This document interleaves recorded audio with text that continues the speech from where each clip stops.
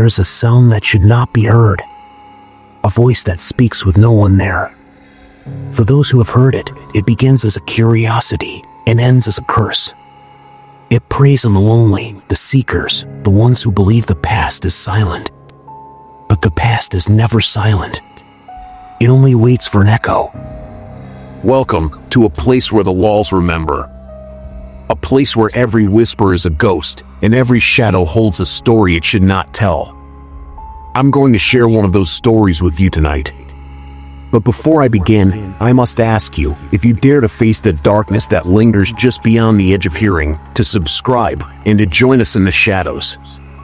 For those who are brave enough, click the like button, a small gesture of courage in the face of the unknown. And remember, the story you are about to hear is not a work of fiction. It is a collection of facts, a tapestry of documented accounts and verified truths, woven together to reveal a horror that is, for once, entirely real. The names have been changed to protect the innocent and the guilty. But the place is real. The events are a matter of public record. And the echo is still waiting. This is the story of the echo that resides in apartment 3C. Our story begins not with a bang, but with a whisper. A classified ad in the Boston Globe in the autumn of 1987. Quiet, sunny one-bedroom. Historic North End building. Reasonable rent. Must appreciate history. For Alara Vance, a graduate student in archival science, it was a siren's call. The apartment was in a weathered but beautiful brownstone on Salem Street, a building that had stood since the 1890s, a silent witness to the ebb and flow of the city's life. The rent was, as advertised, suspiciously low for such a prime location. The super, a weary man named Mr. Gable, showed her the unit. Apartment 3C. The door swung open on a space flooded with afternoon light. It was perfect. Almost too perfect. As Mr. Gable handed her the keys, he mentioned one curious detail, a footnote he delivered with a shrug. "Place has great acoustics," he said. "You play music, it sounds real nice. Old building, thick walls. But sometimes, you might hear things. Pipes. Settling. The lady before you, she said she heard a radio playing sometimes. Could never find it. Funny, huh?" Alara, a rational woman of facts and documents, dismissed it as the quirky charm of an old property. She signed the lease that very day. The first week was a dream. Alara loved the creak of the wide plank pine floors under her feet, the way the light from the large windows painted the rooms in gold each morning. She unpacked her life, boxes of books on local history, her record player, her typewriter. The silence of the apartment was a deep, comfortable blanket, a welcome respite from the noise of student housing. It was on the 8th night that the silence was broken. She was reading in bed, the only sound the soft hiss of the radiator, when she heard it. Faint, as if coming from another room, or even another apartment. Music. A slow, crackling big band tune, the kind her grandmother used to love. Glenn Miller's Moonlight Serenade. She smiled, assuming a neighbor had their radio on. It was pleasant. It added to the atmosphere. The music played for about 20 minutes, then faded into nothing, swallowed once more by the quiet of the night. She thought nothing more of it. The pattern repeated itself over the next fortnight. Always around 10 in the evening.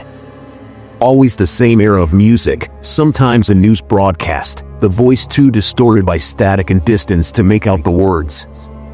It became a comforting nightly ritual. Then, one Tuesday, the broadcast changed. The music cut out abruptly, replaced by a voice. A newsreader's voice, sharp with urgency, cutting through the static. Reports confirming the attack. I repeat, the Japanese have attacked Pearl Harbor. Battleships have been sunk. We are now at war. The voice was crisp, panicked, utterly authentic. Alara sat bolt upright in bed. It was a historical broadcast. A very well done reenactment, perhaps from a documentary a neighbor was watching. But the timing was odd. And the sound, it didn't seem to be coming from through the walls. It felt present, as if the radio were in the room with her. The broadcast ended with a screech of feedback, and the apartment plunged back into silence. A cold knot of unease tightened in Alara's stomach for the first time. This was more than pipes settling. Driven by a scholar's curiosity and a growing personal need for explanation, Alara began to research her new home. She spent days in the city archives, pulling old building permits, city directories, and newspaper clippings. The building had a quiet history. It was built in 1893 for a wealthy merchant family. In the 1920s, it was converted into apartments. There were no reports of fires, murders, or any great tragedies. It was, by all accounts, unremarkable. But then, buried in a microfiche reel of the Boston Herald from December 8, 1941, she found a small, human interest story. It was about a local man, a dock worker named Patrick Flynn, who lived on Salem Street. The article described how he had been listening to his Philco radio console on the evening of December 7th when the news of Pearl Harbor broke. He was so shocked, so filled with a dread for his sons, that he suffered a massive heart attack right there in his armchair. He was found the next day by his landlord. The article gave the address. It was her building. Her blood ran cold. She cross-referenced the address with an old city directory from 1940. Patrick Flynn, apartment 3. She went back to Mr. Gable, her hands trembling as she showed him the photocopied article. His face, usually a mask of bored indifference, paled. "Yeah," he muttered, avoiding her eyes. "Flynn. Heard about that. Tragic. But that was a long time ago. Different apartment. Whole building's been renovated a dozen times since." But Alara was not satisfied. "Which apartment was it?" she pressed. Mr. Gable shuffled his feet. "Look, lady, it don't matter. It was the 3rd floor. Maybe it was 3C, maybe it wasn't. Floor plans changed. Don't go digging up ghosts." He walked away, leaving her standing in the foyer, a cold certainty washing over her. It was this apartment. The radio she heard was his radio. The news broadcast was the very one he had died listening to. She wasn't hearing a ghost. She was hearing an echo. A sonic scar on the fabric of the place, replaying the most traumatic moment of a man's life. For a while, this knowledge was enough. It was frightening, yes, but it was also fascinating. A real, verifiable historical event, its audio impressions somehow preserved. She told a few close friends, who were equal parts horrified and intrigued. She started leaving a tape recorder running in the living room at night, hoping to capture the phenomenon. For weeks, she got nothing but hours of blank tape and the occasional hiss of the radiator. Then, one night, she caught it. The music was faint, but there. And then the voice, the panicked newsreader. It was all there, on the cassette. She had proof. She played it for her thesis advisor, a stoic, brilliant man named Professor Albright who specialized in acoustic archaeology, the study of how sound shapes history. He listened, his expression unreadable. When the tape ended, he was silent for a long time. "Alara," he said finally, his voice grave. "This is remarkable. But it is also dangerous. What you were describing is a type of residual haunting, but of sound, not spirit. A psychometric impression made audible. The energy required to imprint sound on an environment that way, it doesn't come from a simple moment of surprise. It comes from absolute, soul-shattering terror. You are not just listening to a radio broadcast. You are listening to a man's dying moment. You are tapping into a well of pure anguish. My advice? Move out. Now." But Alara couldn't move out. The echo had become an obsession. She was the only one who could hear it clearly, the only one who understood its significance. She began spending more nights alone in the apartment, waiting, listening, recording. The broadcasts became more frequent. They began to vary. Sometimes it was just the music. Sometimes it was the news. But then, new elements began to creep in. A sound that wasn't on the tape.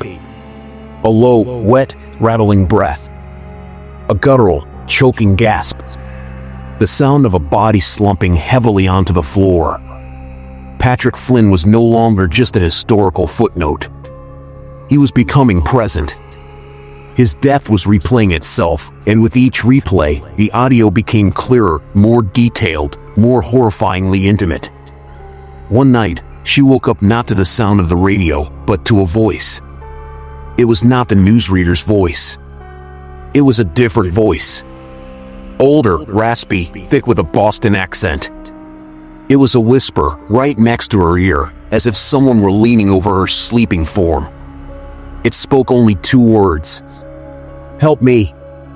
Elara screamed and scrambled out of bed, switching on every light in the apartment.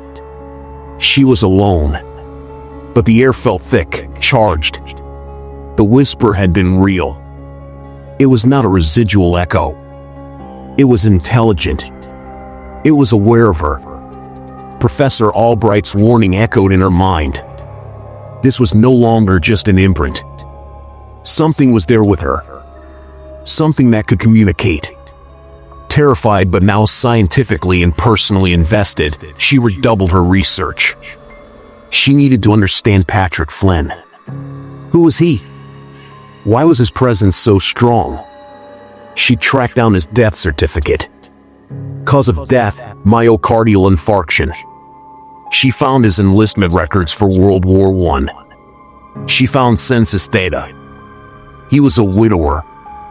His wife, Maeve, had died of influenza in 1919.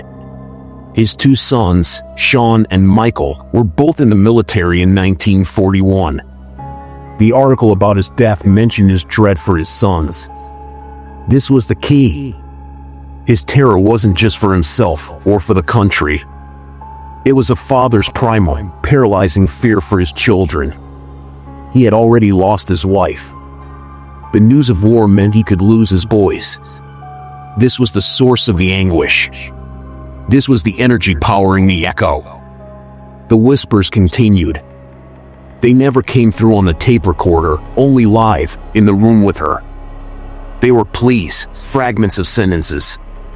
The boys, Maeve, wait for me, can't breathe, she stopped sleeping. She stopped inviting friends over. The apartment, once her sanctuary, was now a chamber of horrors. She looked terrible, pale and jumpy. Her friends begged her to leave. Professor Albright pleaded with her to abandon her research. But she was in too deep. The echo had chosen her. It was speaking to her. She felt a bizarre, terrifying sense of responsibility. She was the only one who could hear his pain. How could she abandon him? Then, the temperature dropped. It was a Tuesday night in November. The apartment was always warm, the old radiator system working overtime. But that night, a deep, penetrating cold settled into the living room. It was a cold that felt old. Her breath misted in the air. The radio broadcast began, but it was different. It was clearer than ever before, devoid of static. The big band music played, but underneath it, she could hear something new. A sound that made her blood freeze. The slow, labored, rhythmic creaking of a rocking chair. Back and forth. Back and forth. She looked at the corner of the room where the sound seemed to emanate from. There was nothing there. But she could hear the weight of a body in the chair, the protest of the old wood. The music faded. The news bulletin began. But this time, she didn't just hear the newsreader. She heard the other side of the event. She heard Patrick Flynn's reactions. A sharp, shocked intake of breath. A low moan. No, not my boys. The creaking of the chair stopped. A thud, as something heavy, a book, a pipe, fell to the floor. Then the awful, wet, rattling gasp for air. The sound of a body sliding from the chair and hitting the floorboards with a sickening finality. Then, silence. The cold began to recede. Elara was trembling, tears streaming down her face, overwhelmed by the visceral reality of the death she had just audibly witnessed. And then, the whisper. It didn't come from the corner. It came from directly behind her. They're gone. She spun around. Empty room. Her heart hammered against her ribs. The voice was filled with a bottomless grief, a loss so profound it felt like a physical weight in the room. Who's gone? She whispered into the empty air, her voice trembling. My sons, the voice rasped, closer now, right by her ear. It was no longer just a sound. It carried the chill of the grave. You have to find them. You have to tell me. This was the turning point. The echo was no longer just replaying the past. It was making a demand. It was trying to use her to resolve its unfinished business. Elara, driven by a mixture of terror and a historian's compulsion to find the truth, now had a mission. She had to find out what happened to Sean and Michael Flynn. She spent the next 3 days in a feverish haze at the National Archives Records Center. She pulled military service records. The news was not good. Sergeant Sean Flynn, U.S. Army, was killed in action in North Africa in 1943. Private Michael Flynn, U.S. Marine Corps, was listed as missing in action during the Battle of Tarawa in 1943, later presumed dead. Patrick Flynn had died fearing for his sons. His fear had been prophetic. Both boys were lost to the war. The echo's grief was based on a terrible, factual truth. The father's worst nightmare had come to pass. That night, she returned to apartment 3C, burdened with the heavy knowledge. She felt she had to tell him. It felt like a duty. She sat in the living room, in the cold spot, and she spoke into the empty air. Patrick, she said, her voice barely a whisper. I found them. I'm so sorry. She told him everything she had learned. She spoke of Sean's bravery in Tunisia. She spoke of Michael's sacrifice in the Pacific. She offered what little comfort she could, speaking of honor and service and peace. The air grew icy cold. The smell of old pipe tobacco and wool, a smell that had no place in her modern apartment, filled the room. The whisper came back, but it was different. It was no longer a rasp of pain. It was a sigh of immense, weary sadness. Thank you, child, the voice whispered. It sounded farther away. The cold began to dissipate. The smell faded. A profound silence fell over the apartment. Elara felt a wave of overwhelming relief. She had done it. She had given him closure. The echo was at peace. It was over. For 2 weeks, the apartment was silent. Truly silent. No music, no whispers, no cold spots. Elara slept through the night. The fear receded. She started to pack, deciding it was finally time to move on, her bizarre task complete. She told Professor Albright, who was cautiously optimistic but still urged her to leave. She told her friends the incredible story. The nightmare, it seemed, was over. She was wrong. The echo was not gone. It had simply been waiting. Changing. It started again on a rainy Thursday. She was boxing up her books when she heard it. Not the big band music. Not the news bulletin. This was a new sound. A sound that made her blood turn to ice. It was the sound of a young boy, crying. It was faint, distant, but unmistakable. It was coming from the bedroom. She walked slowly down the hall, her heart starting to pound again.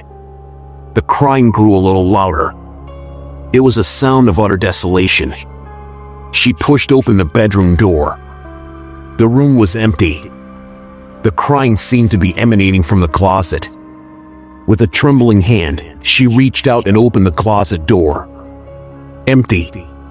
But the crying was right there, all around her. And then, a new voice. A young man's voice, choked with tears and fear. Pa, I'm scared. I can't see anything. It's so dark here.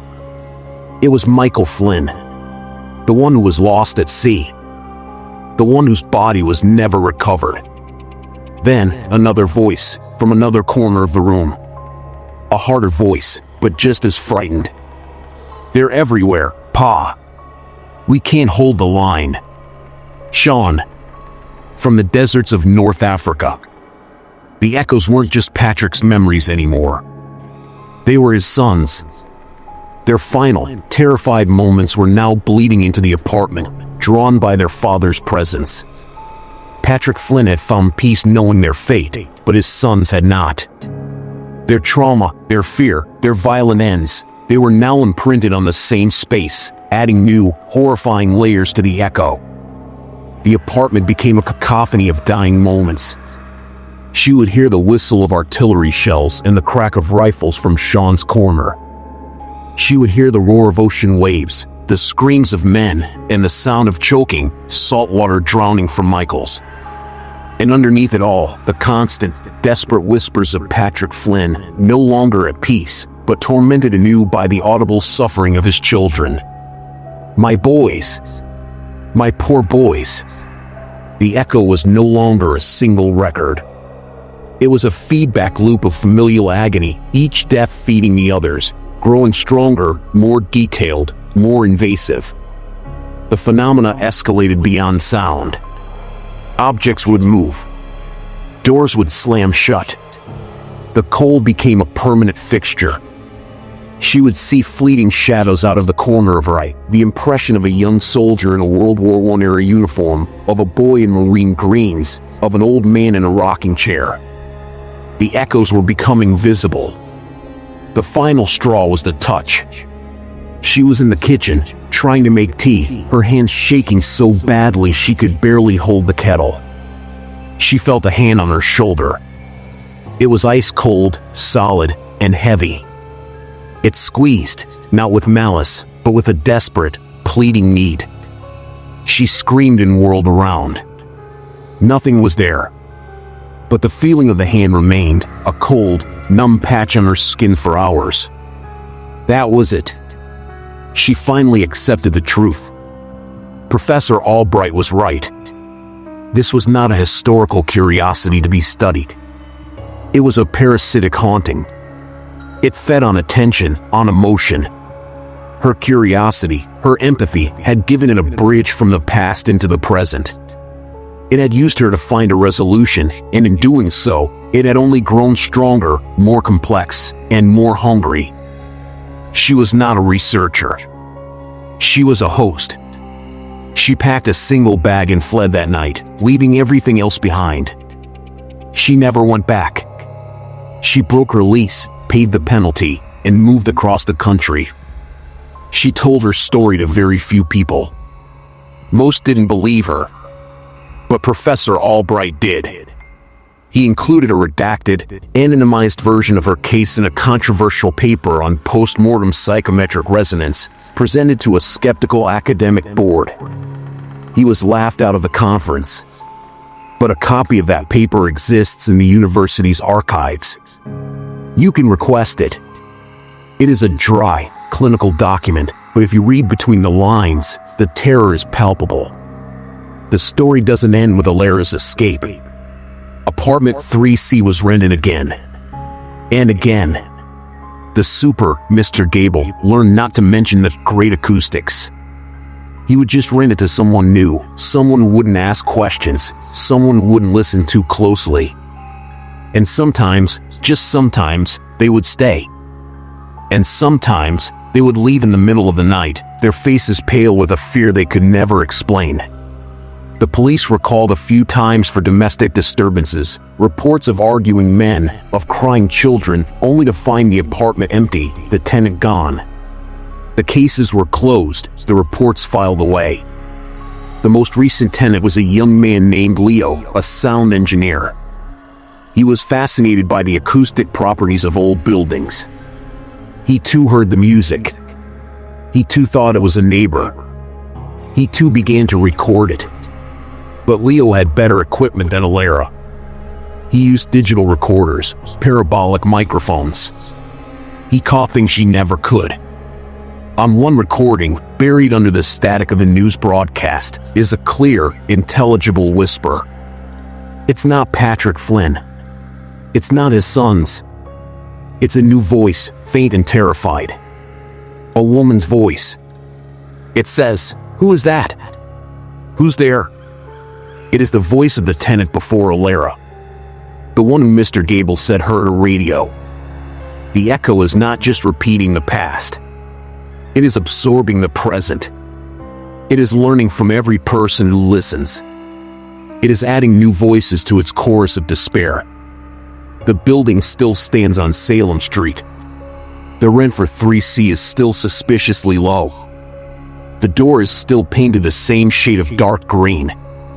And inside, the air is still. Waiting. The record is still playing.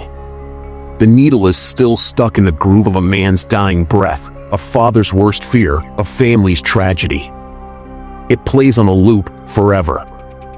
And if you listen closely, if you stay for just one night, you might hear it too. The music.